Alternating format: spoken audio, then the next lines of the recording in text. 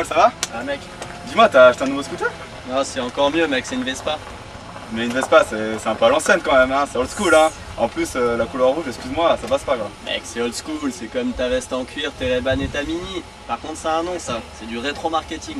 Bah, rétro-marketing, quoi, c'est encore un nom que t'as inventé, ça. Mais non, le rétro-marketing, c'est prendre des produits anciens, comme la Mini, les relooker, les mettre au goût du jour. Ça marche pour tous les produits alimentaires par exemple. Les confitures Bonne Maman, vous connaissez? Ouais, carrément, c'est bon. Voilà, les Wayfarers, le Ray-Ban, les chemises à carreaux, la mode vintage, ça marche pour tout. Ah, en fait, c'est des produits qui te rappellent le passé et qui te rappellent ton enfance. Voilà. Ok. Bon, allez. Qu'est-ce que vous inspire le pop art? Ben, un peu de nostalgie, puisque c'est les années 70, 60-70. Et puis aujourd'hui, en termes marketing, en fait, un élément un peu qui est réutilisé aujourd'hui depuis quelques temps, à la fois sur le plan publicitaire, mais beaucoup sur le plan design, évidemment, puisqu'il y a un retour des années 70. D'accord, donc on sait que vous avez travaillé avec énormément de marques. Est-ce que vous avez déjà justement utilisé ce courant pop art pour développer un produit en particulier?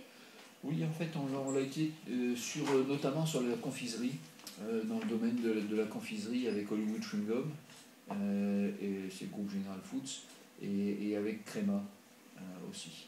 Donc l'idée c'est d'être dansant, dans la mode, de bouger, donc il y avait toute cette notion-là. Puis la notion de chewing gum, c'est une notion extrêmement pop art, et extrêmement pop, puisqu'en fait c'est la notion bubble gum, Brigitte Bardot, etc. Donc ça allait bien avec cette époque-là.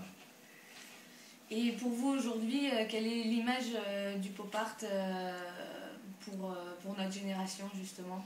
Et en fait, c'est votre génération, c'est la génération de vos parents, quoi, quasiment. Donc en fait, il y a deux générations qui sont impliquées dans le pop art au point de vue marketing aujourd'hui.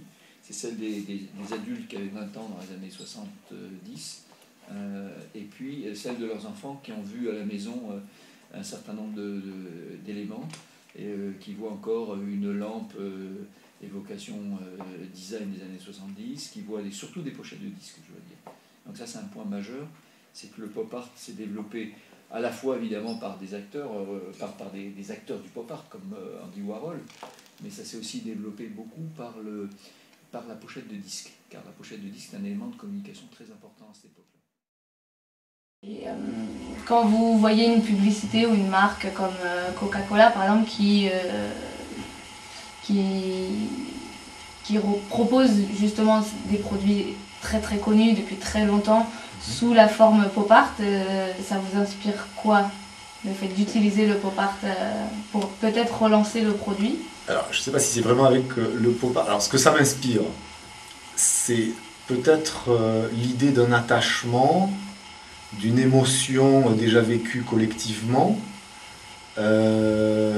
et tout ça, le revoir dans une sorte de modernité. Bon, plutôt que d'être perdu au milieu de nouveaux produits, on est réattaché, mais au sens attachement affectif, au fond, sur un objet, des couleurs, des émotions collectivement partagées au fil de l'histoire, des familles. Ça crée une saga, et en tout cas, je le relie en tout cas à l'émotion, ça c'est sûr. Le style pop art, ça se traduit par plusieurs choses. D'abord, ça se traduit par des couleurs, qui sont les couleurs des années 70, beaucoup de rose, beaucoup d'orange, beaucoup de violet, et ensuite par des formes. Et ça, c'est intéressant, c'est des formes rondes.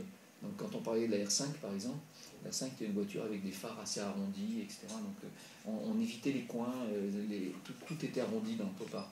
Pop art, c'est aussi la bande dessinée, donc c'est la bulle dans laquelle on va mettre le texte. Donc, tout est arrondi.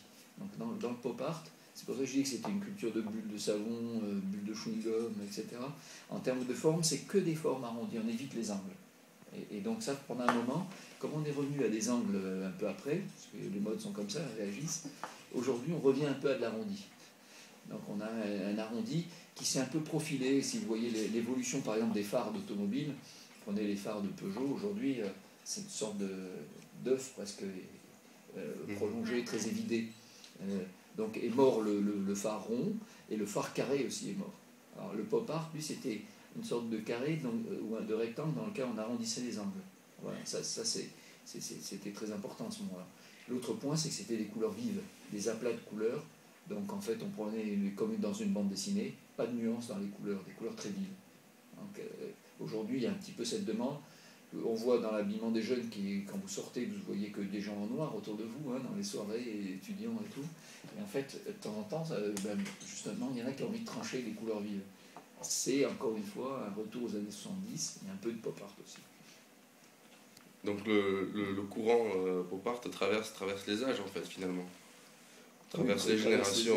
Il a été original aussi dans la mesure où il a apporté de la valeur à des œuvres style une couverture de bande dessinée. Il y avait un personnage qui s'appelait Buck Danny, qui était un pilote d'avion. Eh bien, les auteurs de pop art ont traité des dessins de Buck Danny traités en grand, ou des Marilyn Monroe, ou des bouteilles de Coca-Cola en très grand. Donc en fait, c'est un point de détail qui devient immense. Et ça, c'est quelque chose qui est assez intéressant aujourd'hui. On revoit ça. Il y a une marque aussi qui s'appelle Campbell Soup, qui est leader aux États-Unis, qui s'est lancé avec le pop art. Enfin, relancé avec le pop art. Relancer, vous dites. Ouais. Ça permet aussi, donc c'est un point qui permet de relancer un produit qui se serait un peu épuisé. Qui se fatigue un peu, qui vieillit. On avait parlé du vieillissement des marques. Quand une marque vieillit, comment on fait pour la rajeunir? Ça peut être un élément de rajeunissement. D'accord. C'est assez intéressant pour une marque qui vieillit d'utiliser un courant qui est né dans les années justement 70 pour au final renouveler et redonner une image plus moderne. Oui. On pourrait donner du pop art à des villes, à des régions. Hein. Oui. Comme on voit aujourd'hui du retour par exemple à des images de tourisme qui datent d'avant la guerre, même les grandes images des voyages qui présentaient la Côte d'Azur, tout ça, des affiches des années, même du Grand Prix de Monaco, c'était des grandes affiches des années 30. Il y a eu des affiches de Monaco pop art d'ailleurs. Monsieur Bartok, chef de produit chez Poivry, c'est la remarque de Champagne. En 1999, vous avez décidé de créer une ligne dédiée au pop art. Pouvez-vous nous en dire un petit peu plus sur cette collection? Effectivement, nous avons créé une collection spéciale pour le phénomène pop art. D'une part, pour suivre cet effet de mode qui a été reprise par plusieurs grandes marques telles que Ray-Ban avec la Wayfarer, mais aussi Coca-Cola avec la bouteille créée par Andy Warhol qui est toujours en vente. L'opération a été un réel succès puisque chaque année nous l'avons renouvelée. Et d'ailleurs depuis 4 ans, nous avons vendu plus d'1 million de bouteilles. Donc ça a été aussi une volonté de ma part de lancer ce produit avec le phénomène pop art puisque je suis un fervent admirateur d'Andy Warhol, l'un des génies du pop art. Qu'entends-je? Pop art par-ci, pop art par-là. Je vais vous dire ce que c'est vraiment le pop art. Le pop art, c'est un mouvement artistique qui trouve son origine en Grande-Bretagne dans les années 50. Et c'est moi, Andy Warhol, qui ai développé et popularisé ce courant artistique. Grâce à mes idées, à ma créativité. Et maintenant, c'est majeur dans toutes les entreprises qui utilisent le rétro-marketing, dans leur plan de communication, dans leur plan de médias, car ils utilisent le pop art en tant que publicité visuelle.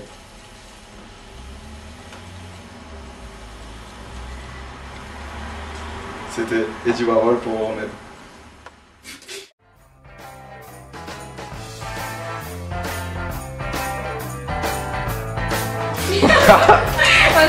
Bonjour, Paul Wojnowski, chef de produit en privé. Paul Wojnowski, chef de produit. Bonjour, donc aujourd'hui...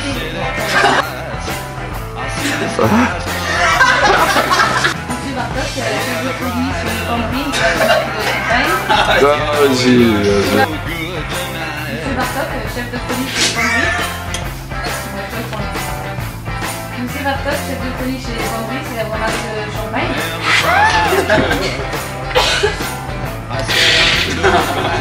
Ah non, putain, j'étais bien là, j'étais dans le texte. Par contre, c'est quoi tu bloques?